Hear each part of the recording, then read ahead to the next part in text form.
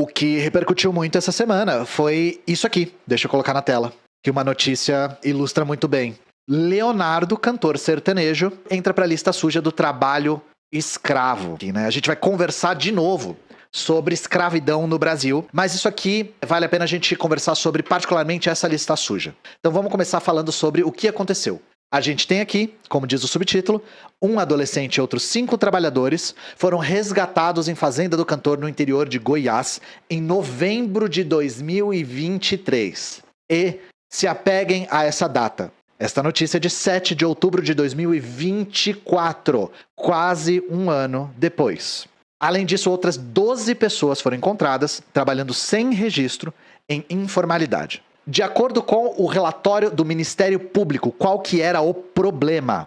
Os trabalhadores dormiam numa casa abandonada, não tinha água potável, não tinha banheiro e não tinha cama. Isso aqui que vocês estão vendo na tela é onde eles dormiam. Tábuas em cima de galão de agrotóxico. O banheiro estava nesse estado, não dava para usar, não tinha água e estava infestado de inseto e de morcego.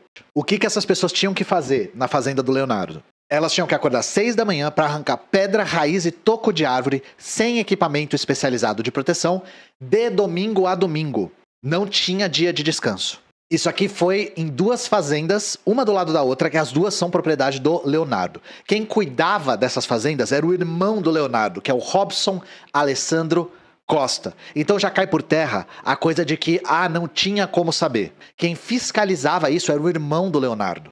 E esse negócio de não tinha como saber, eu não sabia, não cola, tá, gente? Quem tem que verificar a qualidade do trabalho da sua propriedade é você. Inclusive, no dia que os agentes de fiscalização foram para a fazenda, um dos gerentes disse que o irmão do Leonardo tinha falado com ele naquele mesmo dia para perguntar se o trabalho de corte de raízes já tinha sido feito.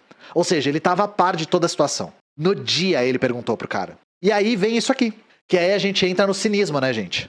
Leonardo diz estar surpreso e muito triste após ter nome incluído pelo governo na lista suja do trabalho escravo. Essa notícia aqui é de 7/10/2024.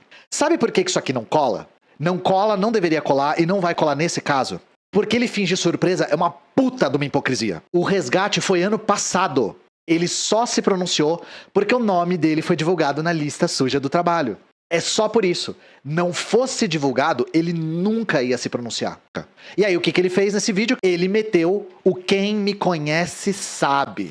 Então, gente, boa tarde. Eu estou aqui, confesso a vocês que surpreso e muito triste por meu nome estar sendo aí vinculado no meio da internet e tudo mais. Quero dizer para vocês que em 2022 eu arrendei uma fazenda para que o arrendatário plantasse soja, milho, e nisso surgiu um funcionário lá nessa fazenda que eu arrendei, que eu não conheço, nunca vi, e de repente eu fui visitado pelo Ministério Público do Trabalho e foi lavrada uma multa, né, para mim que sou o proprietário da fazenda. A gente respeita o Ministério Público, tudo, mas essa multa para mim veio, a gente acertou tudo, inclusive já está arquivado essa multa, já foi arquivada, já foi tudo acertado, pagamos, né, a multa. E não conheço quem estava lá naquelas casinhas, quem os colocou naquelas casinhas lá. Eu, do meu coração, jamais eu faria isso, entendeu? Então eu acho que há um equívoco muito grande sobre a minha pessoa. Aí o Brasil inteiro me conhece, sabe a pessoa que eu sou. Pois eu conheço gente que conhece ele de perto e diz que ele maltrata pessoas, maltrata funcionários. Então não venha com seu papo furado querer defender Leonardo aqui. Da idoneidade que eu tenho, graças a Deus, foi tudo que meu pai e minha mãe deixou para mim de herança, foi isso. Então eu tô dizendo para vocês, eu não me misturo nessa lista aí que eles fizeram aí de trabalho escravo. Leonardo indenizou trabalhadores resgatados em 225 mil e pagou 94 mil de multa, diz advogado. E vocês sabem, né, gente, que quando a gente diz que a punição é multa, então qual foi a punição? Se a punição é multa, então o que ela é? Multa não é nada. Multa não é punição. E aí eu quero mostrar pra vocês como multa não é punição, mostrando isso aqui, ó. Fazenda Talismã, uma das que tinha trabalho escravo. Conheça a propriedade luxuosa do cantor Leonardo, que entrou na lista do trabalho escravo. Avaliada em 60 milhões de reais, a principal atividade da fazenda é a pecuária bovina. Além disso, a propriedade ainda tem mansão, cavalos, lago e igreja. O cara pagou por escravidão 225 mil e uma das duas fazendas que tinha escravidão vale 60 milhões. E aí eu quero perguntar pra vocês. Vocês acham que esse valor de 225 mil reais que o Leonardo pagou por escravidão é o que pra ele? E é por isso que a gente diz que escravizar no Brasil vale a pena, financeiramente. Se a punição é multa, quem pagou a multa foi o próprio escravo, tá? O cara pagou menos de multa do que o cachê dele em um show. E aqui foi um show de cinismo, que quem acompanhou essa notícia deve ter visto. Virgínia Fonseca, Zé Felipe e mais famosos defendem Leonardo em meio à polêmica do trabalho escravo. Não é crime, não é humilhação, é polêmica. Quando o rico comete crime, o vocabulário é muito interessante. Olha que show de cinismo isso aqui. Tom Cavalcante lamentou o episódio. Sinto muito, irmão, que você tenha passado por esse episódio. Pagodeiro Alexandre Pires exaltou o artista. O Leonardo, que conhecemos, sempre demonstrou carinho, gratidão e apreço por todos os seus colaboradores. Elba Ramalho disparou: Deus no comando. E aí me digam se alguém aqui se solidarizou com os seres humanos que foram escravizados na fazenda. Se alguém falou: sinto muito pelas pessoas que foram humilhadas, foram exploradas, viveram em situações subhumanas. Vocês acham que alguém falou isso? Não, né? Nossa, muito triste o que o Leonardo tá passando. Realmente, deve ser muito difícil ser ele.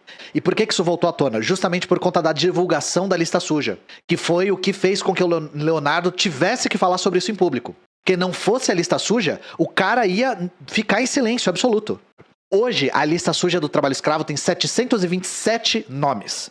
Os principais setores envolvem produção de carvão vegetal, serviço doméstico, criação de bovino, extração de mineral, cultivo de café e construção civil. Ou seja, são setores que são responsáveis por grande parte do PIB do Brasil. Não dá para ignorar que boa parte do PIB do país é gerado por mão de obra escrava. E é nesse momento que a gente diz que o Brasil não mudou muito, tá? Desde o Império até agora.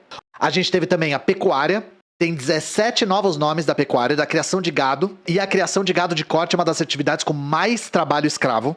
E aí não dá pra gente ficar surpreso com esse tipo de coisa. Porque vocês sabem muito bem que se os liberais pudessem escravizar as pessoas, escravizar ponto, eles fariam, tá? Existe uma lei que tá travada pra expropriar a terra de quem faz uso de trabalho escravo. Mas a lei fica travada, adivinha por quê? Lira é um dos casos, o Lira é do agro, né? O Lira é um grande latifundiário. Então a gente já tem leis pra isso. Tem uma outra lei que tem penas mais severas e que não passa, que fica lá engavetada.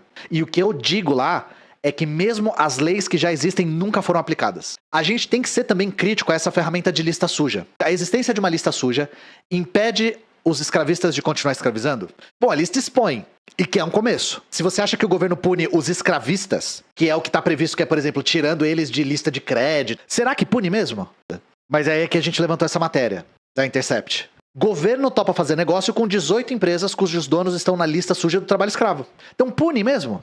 E aí, de novo, vale a pena escravizar no Brasil? Muito. A cada 10 nomes da lista suja, 7 são de pessoas físicas. O que isso aponta, gente? Isso aponta que muita gente, pessoa física, entra na lista para livrar o nome da empresa. Entra como, não sei se eu posso usar essa palavra, laranja.